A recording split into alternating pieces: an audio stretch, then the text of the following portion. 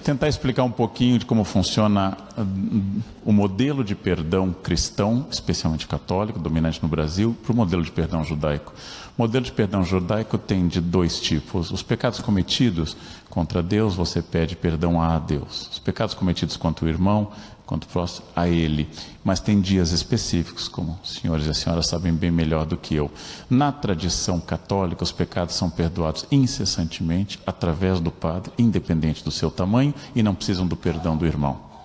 Então, só para dar um exemplo trágico, se Hitler, de família católica, um pouquinho antes do seu fim, a 30 de abril de 45, tivesse procurado um padre e tivesse dito: matei 6 milhões de judeus, 20 milhões de russos, matei uns 55 milhões de pessoas na Segunda Guerra, mas foi mal. Eu acho que foi terrível, eu estou arrependido. E o arrependimento fosse sincero, um padre fizesse sobre ele um sinal da cruz, e em 45 em latim, ego te absolvo, in nomine Patri, ele estaria tocando harpa com Madre Teresa no céu. Enquanto que no judaísmo, ele precisaria pedir perdão às pessoas que ofendeu também.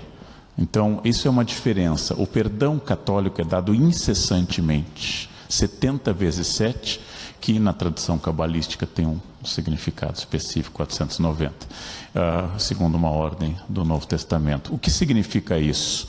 A culpa entre protestantes que não têm a confissão e entre judeus que têm um dia de Yom Kippur, ela é maior do que entre católicos.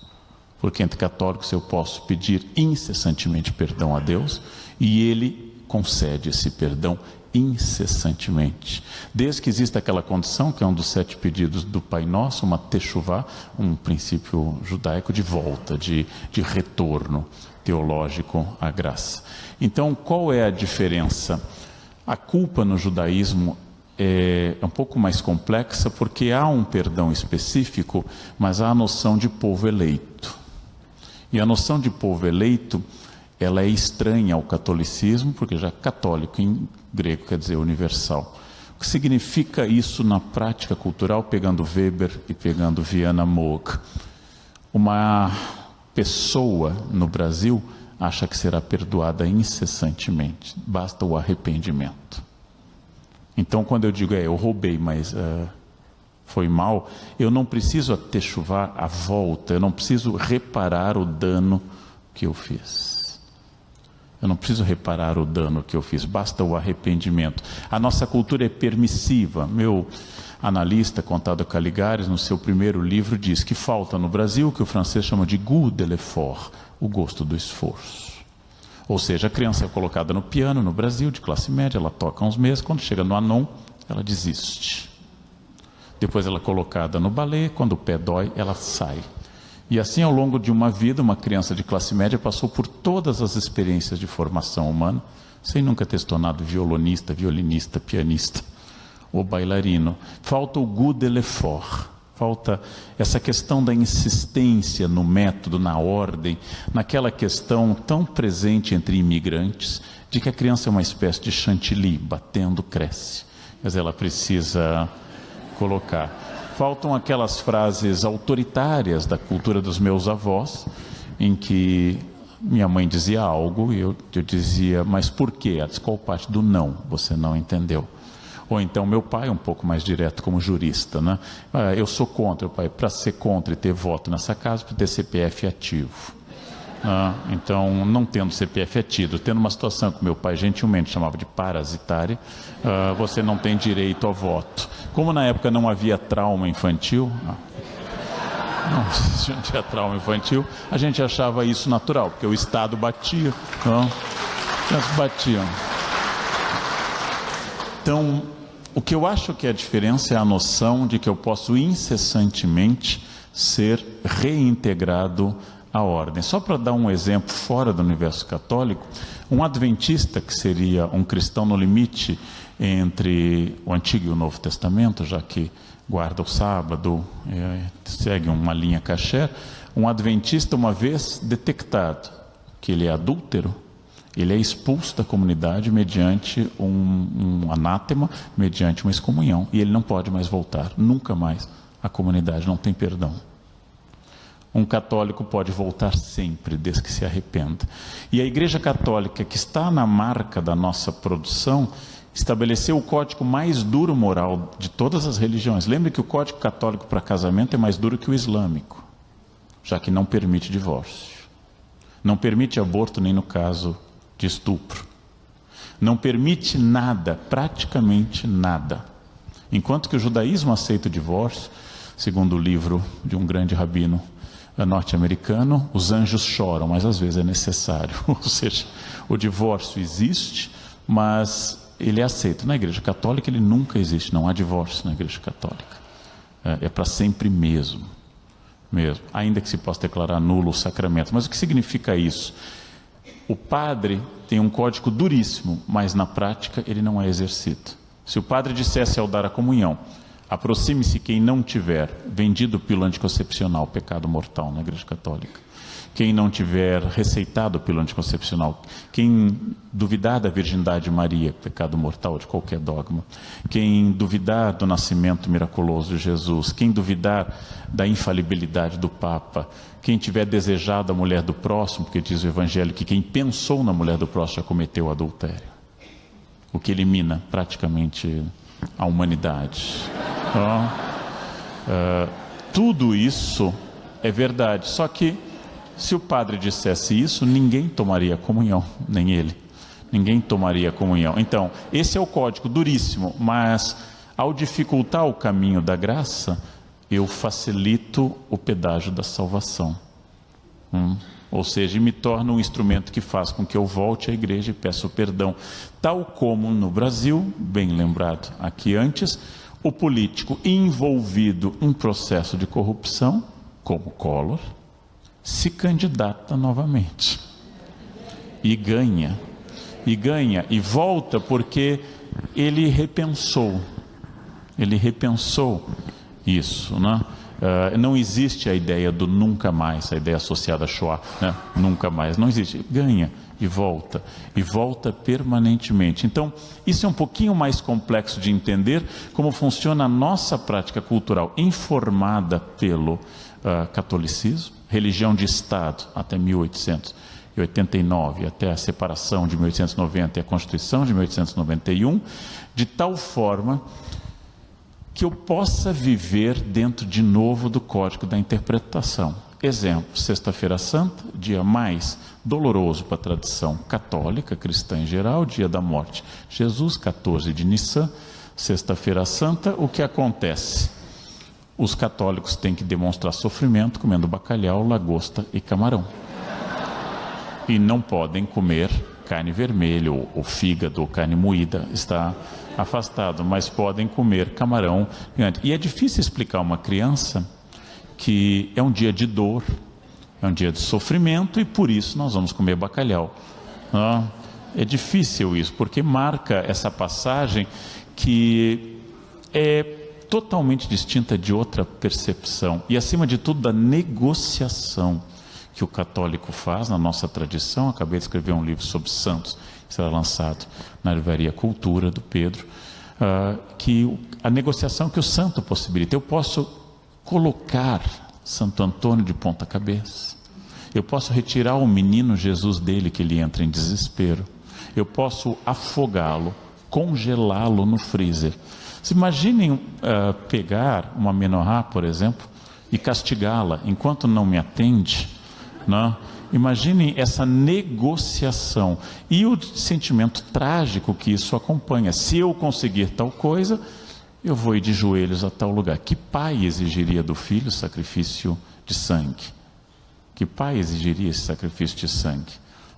Então, essas ideias que são, apesar de vocês viverem diluídos num mundo de maioria cristã, ou de cultura cristianizada, mais do que de comportamento cristão, é preciso entender que existe um outro comportamento. Coisa que eu notei, por exemplo, quando era professor no IAVNE, o caráter direto. Eu ia falar a uma mãe sobre a turma do filho dela. Não, professor, fale só do meu filho, diretamente.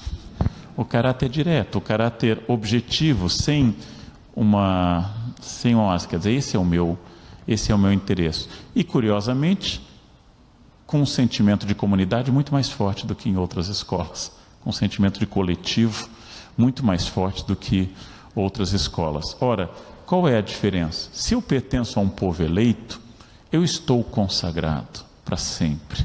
Eu sou o povo eleito. Significa que eu não preciso lutar exatamente pela minha salvação e nem estabelecer uma teologia específica sobre céu e inferno, muito fracas no judaísmo. Uma elaboração sobre o que acontece após. Mas apenas como normas. O luto da esposa será de 1 mês, o dos filhos será de 1 ano. Pronto. É uma norma. Quanto tempo entre carne e leite? Cada família decide individualmente. E na prática, talvez mais ainda na CIP, o que é parve depende do olho individual e daquele momento. Então, o que significa isso? É uma capacidade de negociação que é diferente na tradição alemã. A tradição luterana da minha mãe, só para dar um exemplo, briga-se muito pouco, porque uma vez se brigando, não tem reconciliação. Minha avó brigou com o irmão dela no dia do seu casamento, porque ele fez uma crítica, ela o expulsou da festa no dia do seu casamento em 1935. Meu avô morreu em 1971, e eu fui testemunha aos 8 anos. O irmão voltou para prestar vênias ao falecido, e minha avó disse: nós não nos reconciliamos, não entre no velório. Quer dizer, isso é praga, aquelas pragas polonesas, tremendo a mão, né? Quero que você seja uma cebola de ponta cabeça, que me ensinou minha amiga Irene Berger, pragas em Yiddish. Essa é uma praga permanente. E não se briga muito, ao contrário de um italiano que briga muito, porque a reconciliação é quase automática. Talvez por uma influência católica. Talvez, exatamente. Então, é difícil entender, mas é uma outra concepção de Deus, do caminho para o céu e da negociação que eu faço para estar no céu através das práticas. A esse respeito. Tudo é muito diferente de outras tradições e causa um pouco de espanto, né? Eu adoro naquele filme francês Qu'est-ce qu'on fait un bon Dieu? Acho que é uma família francesa que tem 4 filhas, uma casa com um judeu, uma com um árabe, um com um chinês e a última casa, enfim, com um católico, mas que é um africano. E aí a mãe está apresentando a creche, o presépio, e aí a mãe católica diz: esse é o menino Jesus que é Deus. Aí o genro judeu e o genro: a vovó está exagerando, ele é no máximo um profeta. Essa é uma negociação permanente com o sagrado, que caracteriza uma coisa que eu só aprendi em São Paulo, que não existe na minha família. Você quer ir comigo? Não, obrigado, eu não posso. Mas nem, não quer mesmo? Eu disse, como eu disse antes, não. Mas e só um pouquinho, você não quer? Olha, caso você tenha dúvida, não. E de novo, não, né? Mas sim, não tem jeito então. Isso é estranho ao meu universo. Mas isso é muito brasileiro. Isso é absolutamente brasileiro. E essa interpretação permanente e a característica complicada de se resolver coisas que caracterizam a nossa cultura. E é difícil entendê-la de fato. Mas também, para encerrar, acho que o lado positivo disso é que é muito difícil constituir, felizmente, fascismo no Brasil. Porque pressupõe fila, muito tempo em ordem, saudação. Um não chega, o outro está atrasado, o outro não fez. Não dá para fazer aquela coisa em Nuremberg, assim, todo mundo em fila, porque é muita norma para isso. Como eu trabalho com a ideia de preconceito na Unicamp, faz parte da minha pesquisa, eu tive o doloroso dever de entrevistar 6 neonazistas em Niterói. 6 moços de melanina intensa. E eu tentei saber deles se eles sabiam vagamente o que era o nazismo, que se implantado seria inaugurado com a ida deles a um campo de extermínio. E descobri que não. O neonazismo deles era tão sincrético quanto toda a religião brasileira. E aí eu lembrei de uma apresentadora de televisão que disse, eu tornei isso um artigo, ela disse: eu sou tão católica que em outra encarnação devo ter sido freira.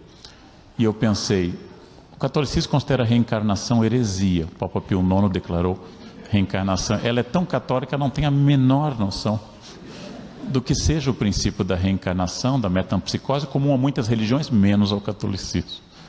comum a muitos cristianismos, inclusive. Mas é curioso, essa nossa capacidade de adaptar permanentemente as coisas e adaptá-las a um perdão permanente também, que é o nosso lado bom e é o nosso lado terrível. Também a dificuldade de constituir civilização sem normas, e o futuro, já que nós tocamos nisso, estaria na coerção, na norma clara e no consenso dado pela educação, ou seja, campanhas educadoras de trânsito ao lado de radares e multas. E a junção das duas coisas tendem a mudar as pessoas a médio e longo prazo. Educação e coerção e consenso. É dizer, radares e campanhas, muita educação e muitos policiais. Como se fez em Brasília para ensinar a não passar na faixa de segurança, e hoje Brasília é a única cidade do Brasil onde a faixa de segurança tem significado real. Aqui em São Paulo, se você fizer assim, vai para o IML com o nessa posição. Nessa, e não vai fechar a gaveta, vão ter que quebrar, né? Isso é uma diferença.